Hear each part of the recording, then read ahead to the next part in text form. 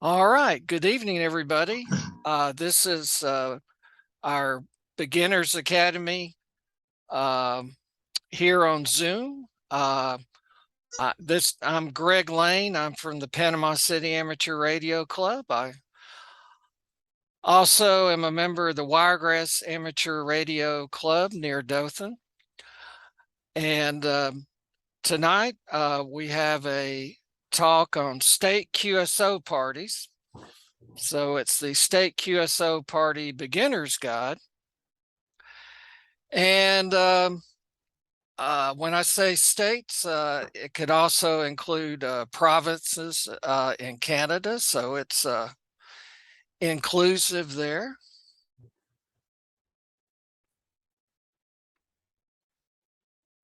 Okay, I think QSO parties are fun. And I realize if you've just gotten your technician license, maybe you haven't been exposed to HF. It's a lot different than your VHF, FM repeaters, and so forth. In one sense, on the HF bands, you'll have dozens of conversations going on at one time. So some of this might be hard to imagine until you start listening on HF. But when you do listen on HF, perhaps the 20-meter band, on the weekend, you're going to hear CQ Florida QSO Party or CQ Alabama, CQ Ohio. And so there'll be a good bit of activity. And so there's a lot of activities that go on the HF band. So it's a good reason to go ahead and upgrade to the general class and have privileges to the HF bands. And if you are a brand new ham, you should be able to participate with a club on a HF activity, even if you don't have your general yet. If the person controlling the radio has the appropriate license, then you can operate under their supervision.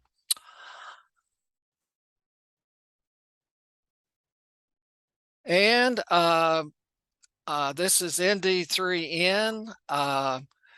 He did such a good job. I thought I would play about 5 minutes of his talk about QSO parties. So if you don't hear anything, let me know. Here we go. Hey y'all, Tom, ND3N, just like it says on the hat. And thanks for dropping in for a Ham Shack chat. This time around, we're going to be talking about QSO parties, especially those in the US states and Canadian provinces. All of them. So, why should you consider doing any of these QSO parties? First, they are short, usually taking 12 hours or less. They're very easy to do, having a short and easy exchange.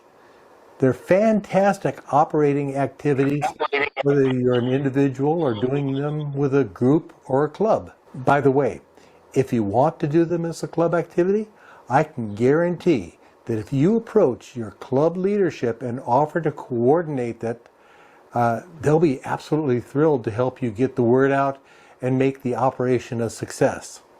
This is especially true for supporting your home state's QSO party. If you're a paper collector, these are great ways to fill out any missing spaces on your Worked All States award. People also collect individual counties. And as most state QSO parties, well, all of them, have a majority of their counties represented, it's a great way to collect those as well. The first thing that you need to know about these QSO parties is that they are all different. That's completely different. Obviously, they're held on different dates and times, And most of them will include SSB and CW modes. Many of them also will include digital modes such as PSK, FT8, FT4, RTTY. Most of them will operate from the 80 through the 10 meter bands, but some of them include 160 meters. On the other end, 60 meters, and some of them even go up into the VHF and UHF bands. Some of them have different entry categories and different exchanges, but they all have points and multipliers, and these are all calculated differently. My calculations indicate Most QSO party organizers have a website where you can find the full rules for that particular contest, and this is great if you know the contest that you want to work. But wouldn't it be handy if there was a place where all of these parties were listed with a brief outline of each one and informational links to the full rules, and maybe even a place to upload your logs, or even just an address to send them to when you're done? Well, your wish has been granted, as there is such a place. The WA7BNM contest calendar is the go-to place for all things contesting, and especially if you're looking for a particular type of contest, such as in our case the US and Canadian QSO parties. This is the home page for the contest calendar, and it is linked down in the video description. Now you can get to the state QSO parties by clicking up here, or we're going to go through here and do it. This is going to give you a list of all of the different QSO parties sorted by date. And I'm just going to pick one out of random. Let's take the Delaware QSO party. You want to click on this blue box here. Ah, the blue box. You must be a newlywed. And it's going to bring up the summary. You can see the modes are CW, RTTY, digital, and phone. So that means you could use FT8 if you wanted to. It's 160 through 10 plus VHF. And here are your operating classes, your power levels. The exchange is a RST plus your county for people in Delaware. For non-Delaware, you give your signal report plus your state, province, or DX. DX is anything that's not a state or province. You can work each station once per band per mode. And you continue on down, and it gives you a high level. Here are where you can find the QSO party rules. There's a link inside here, and it's going to bring up the QSO party rules. So here's everything you want to know. Here's how to make an FT8 or FT4 contact. You want to make sure that you send your logs to qsoparty@gmail.com. And it gives you all the information you need. So let's take a look at what QSO parties you can participate in. In February, Vermont, Minnesota, and British Columbia have QSO parties.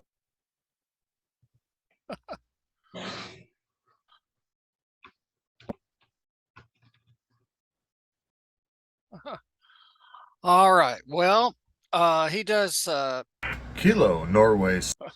really great videos. And if I get my place here. All right. Well, there's two ways to participate in QSO parties. One is you're doing a QSO party from your home state. So for Panama City, if it was the Florida QSO party, if you participated in that, you would be wanted. People want to talk to you. And there are a lot of counties in Florida or Alabama, and the people outside of Florida would like to work as many Florida counties as possible. Because not all the counties have hams that are going to operate. There are hams that will go mobile and drive through several counties during the contest, and so that helps the people outside the state work those counties that they wouldn't have otherwise. And one reason I got the bug for QSO parties is the Alabama QSO party, where I am right now, is September 10th on Saturday. And so I'll be in state and so people will want to work me.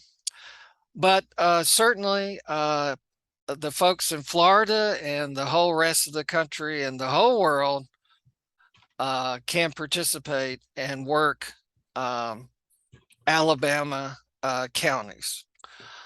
I always look forward to the Florida QSO party. I believe it's the last weekend of April.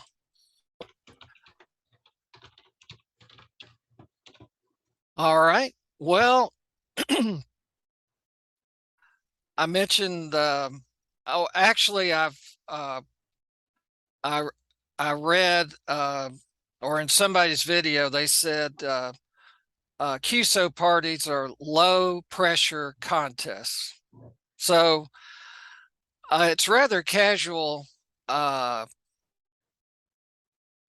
nature. Some operators take it really, really seriously.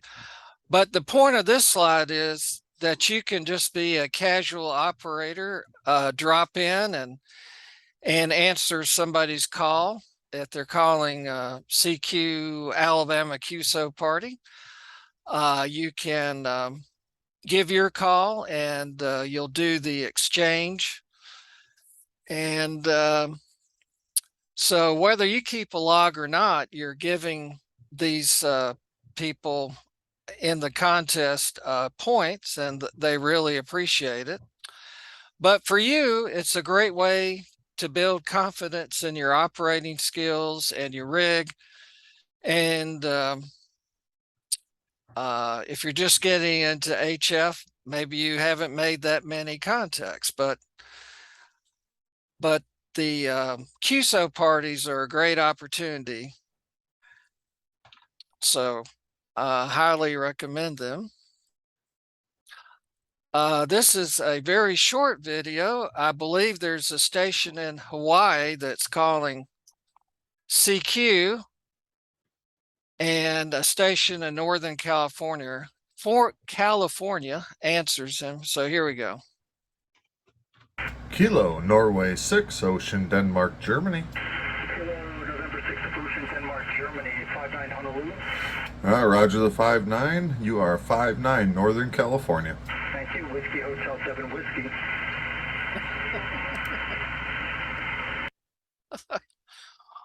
Well, that didn't take long, did it? But anyway, it may have been a Hawaii QSO party. And so that's a great opportunity to work Hawaii. And actually, I find Hawaii shows up for most contests. So I always feel good if I get to work Hawaii, I feel good about it. So usually 15 meters. Let's see.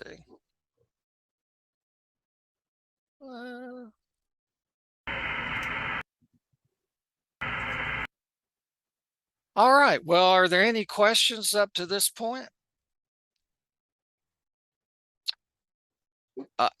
I'm not hearing any. Okay. I've got one, Greg. Okay. Go All ahead, right, Chad. so the people in Alabama will be given what call if they're calling CQ? They're going to be saying CQ Alabama QSO party. CQ Alabama QSO party. This is November 4, Kilo Golf Lima. Okay. So that's what we're looking for. Somebody that says the Alabama QSO party. If they're saying CQ Alabama, well, that's somebody calling Alabama, right?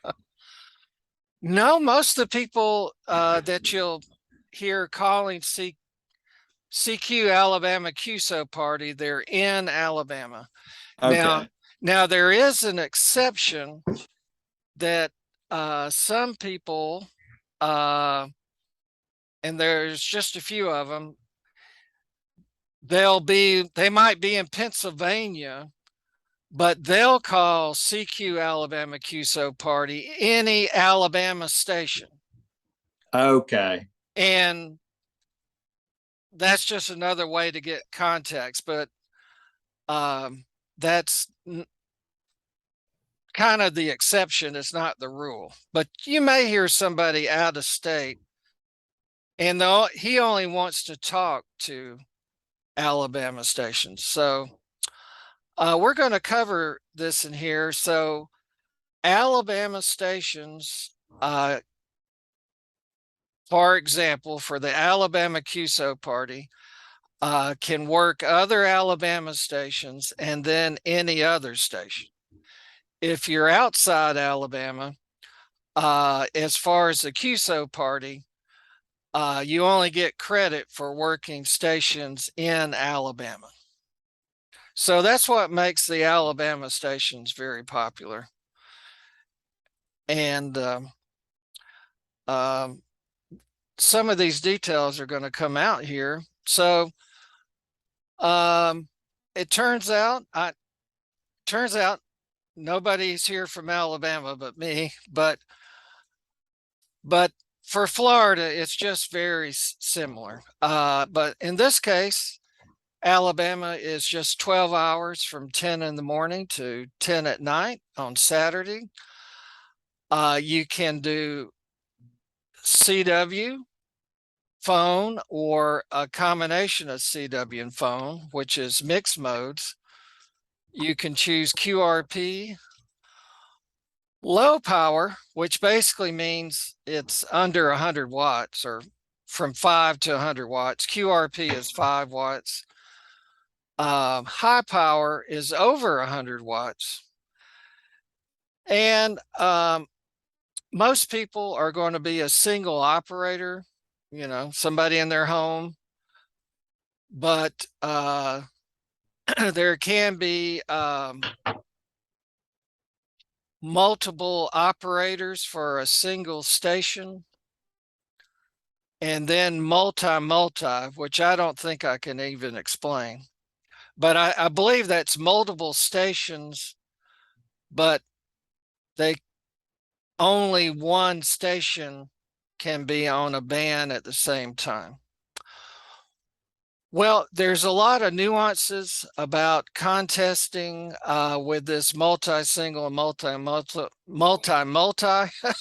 that I can't really explain, but for the average person participating, they would be a single op.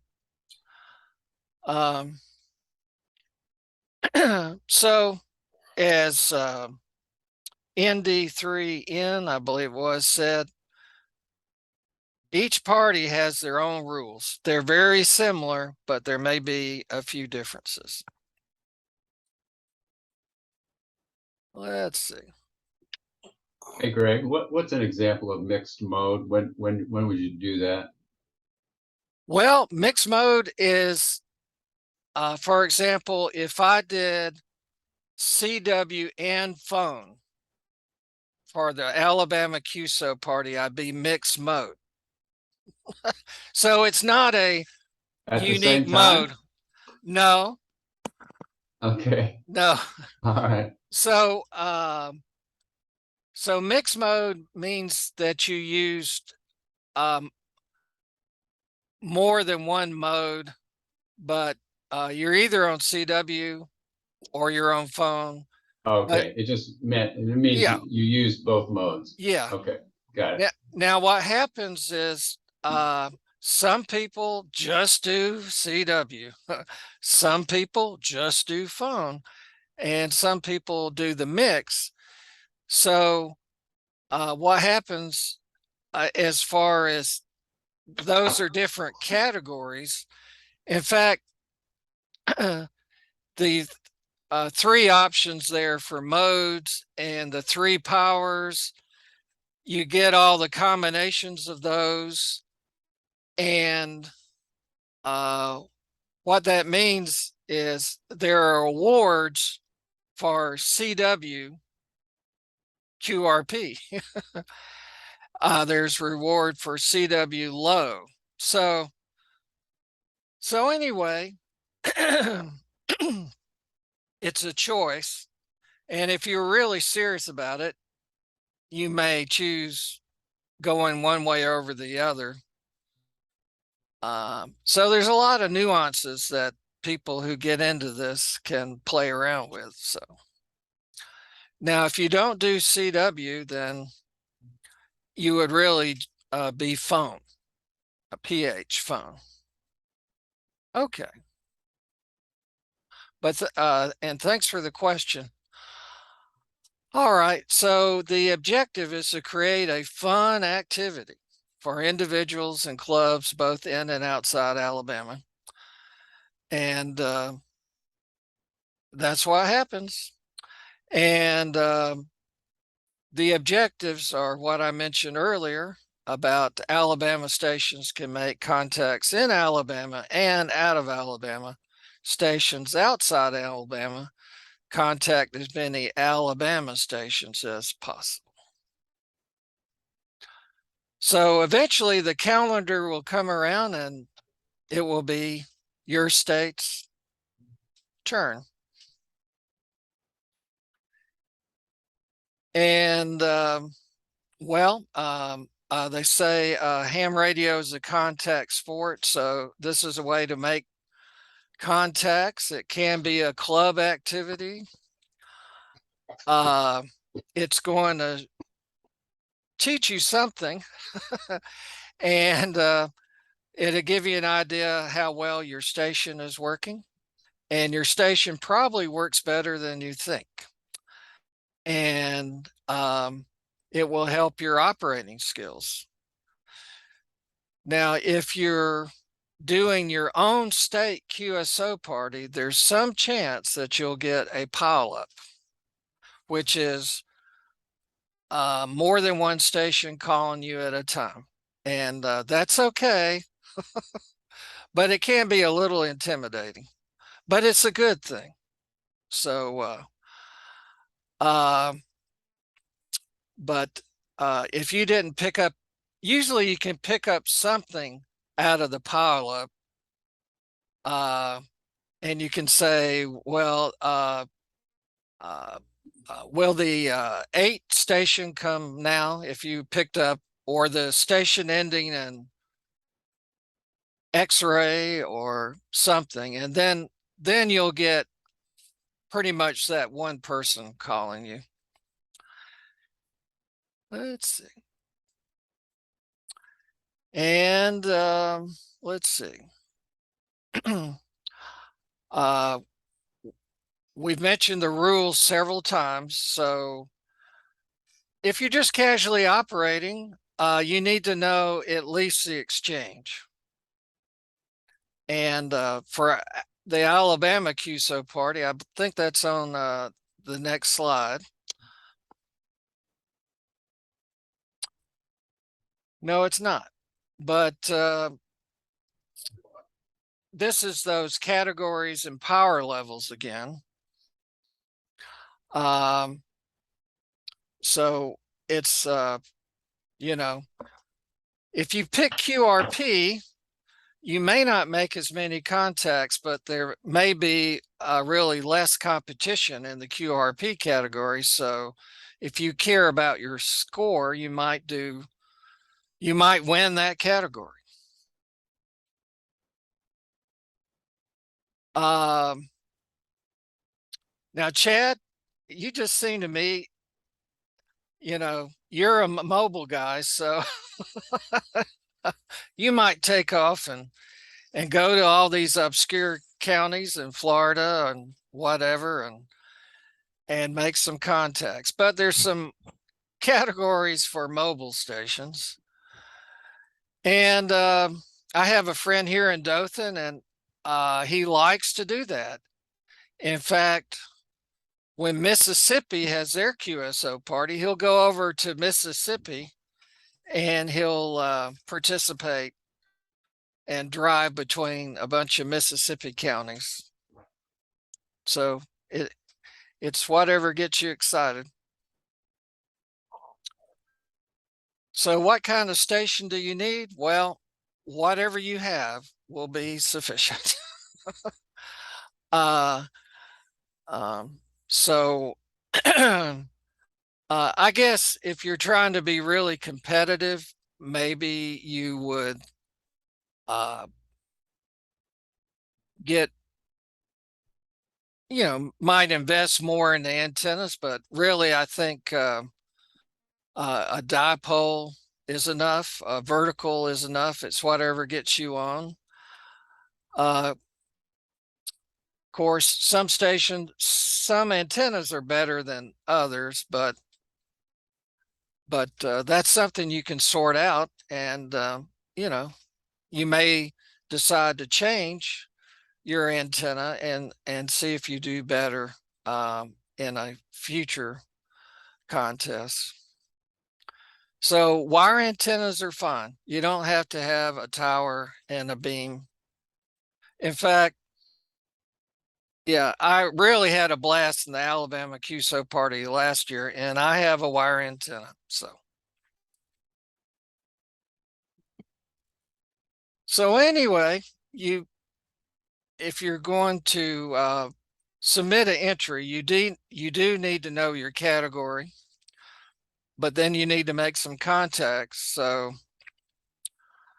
the how-to here, KC4HW is my friend here in the Dothan area, but so he might call CQ Alabama QSO party. This is KC4HW in Geneva County.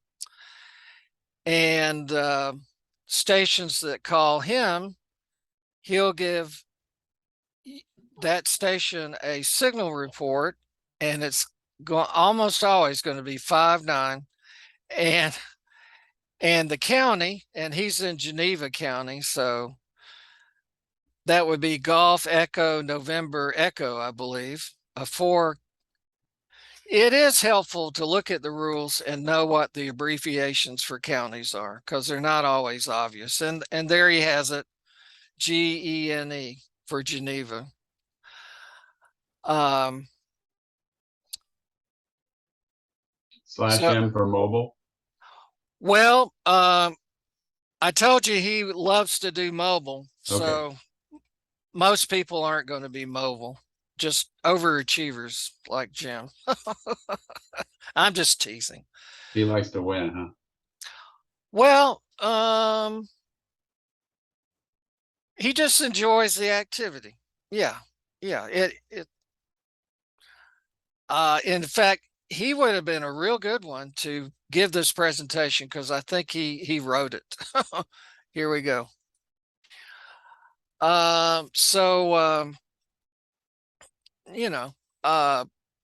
You can make a few casual contacts, or you can make as many contacts as you can.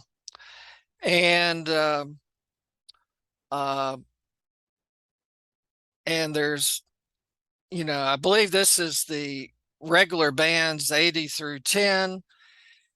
And the deal is that you can work a station more than one time if they're on a different band. So there's an advantage to changing bands. And multipliers, now here's where you get into the calculation, but when you're on phone or CW, the multipliers are the other states, or Alabama count as a state, Florida, all the 50 states, the provinces and so forth will count as a multiplier. And the multiplier really boosts your score, because you'll have your QSO points times the multiplier gives you a score. And they keep separate multipliers for phone and CW if you do both. Now, here's something that took my whole ham radio career to figure out. But when I operated the Florida QSO party, I worked a whole lot of Florida stations. And I worked some of those mobiles going through Florida, and it was good to work them and a lot of fun. But after you work one Florida station, the counties aren't multipliers if you're operating in the state.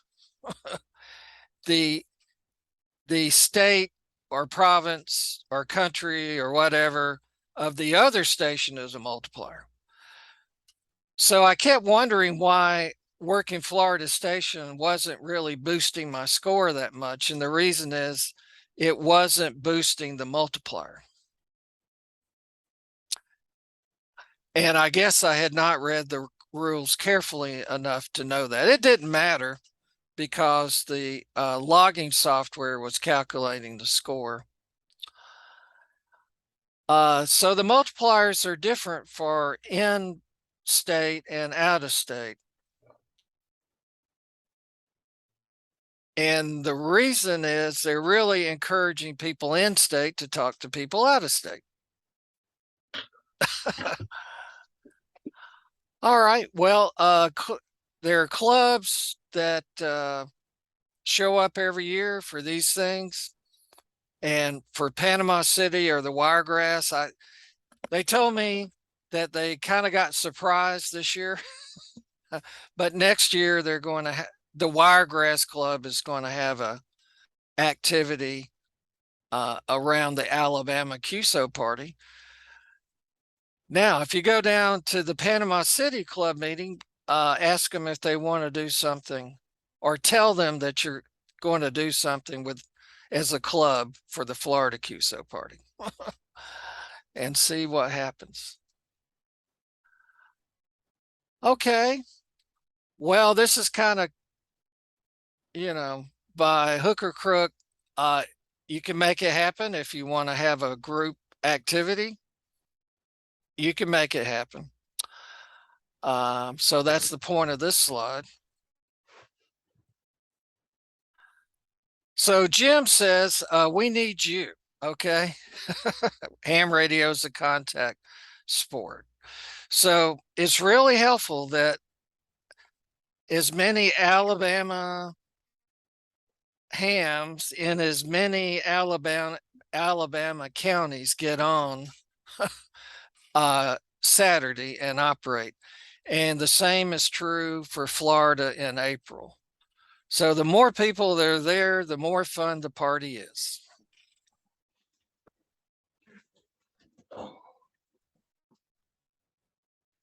All right. Well, there is a danger in this, and that is you might get hooked into contesting. and for the people who get hooked and can't get enough of it, there is a state QSO party challenge. And so I might live in Alabama, but I might participate in every, as many QSO parties around the country as I can. And this QSO party challenge is a way to keep up with that, and maybe there are awards based on how many overall QSO parties you do during the year. There's a lot of nuances to that. You'd have to look it up. So there is the stateqsoparty.com website. So your mission, if you choose to accept it, is to listen on HF for QSO parties any way you can. So even if you don't have your HF rig, you can listen on a web SDR, many options there, because this probably didn't make sense if you haven't listened to HF previously. But it will all come together once you hear what's going on the air. And then, well, make one contact, 10 contacts, or 100. But the point of it all is to have fun, and it's a great opportunity. So with that, I'm winding it up, but open for questions or comments. Has anybody participated in a QSO party so far? Well, I hope you take the bait. So, I never actually registered, but I have participated and just called yeah, back and answered people. I've never actually put in yeah.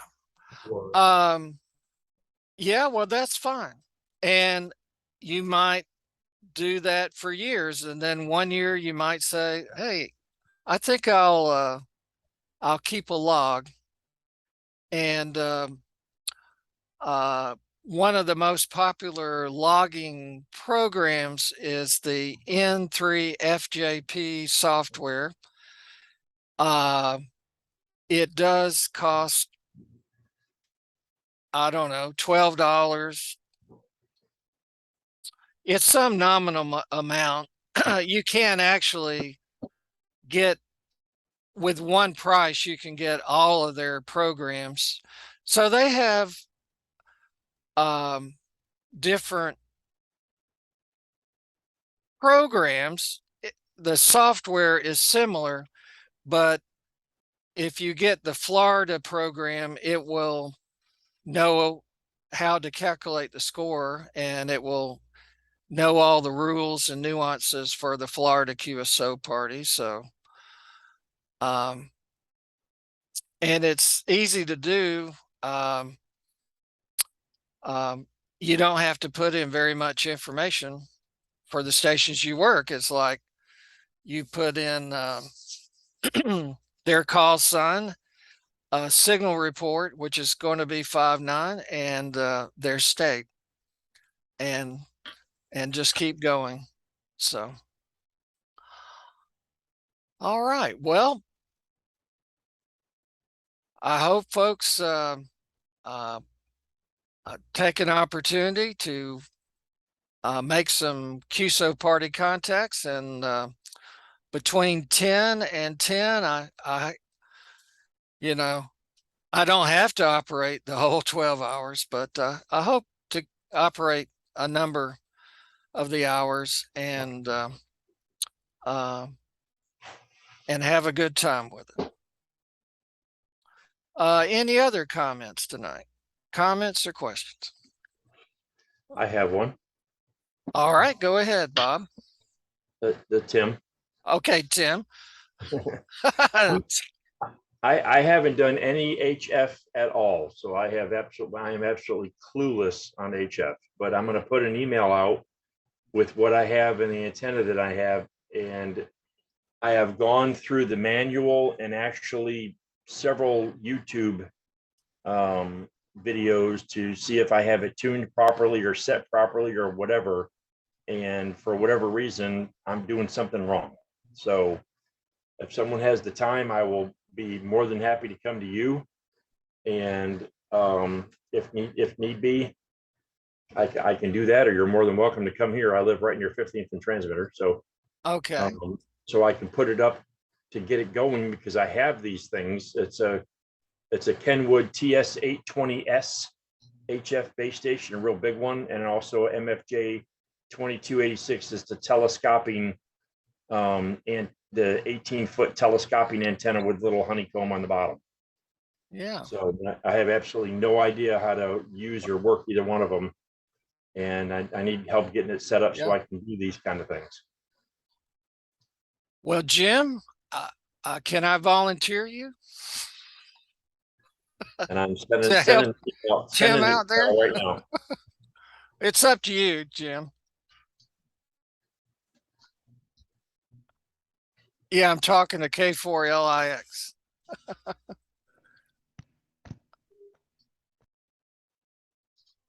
Well, I surprised Jim.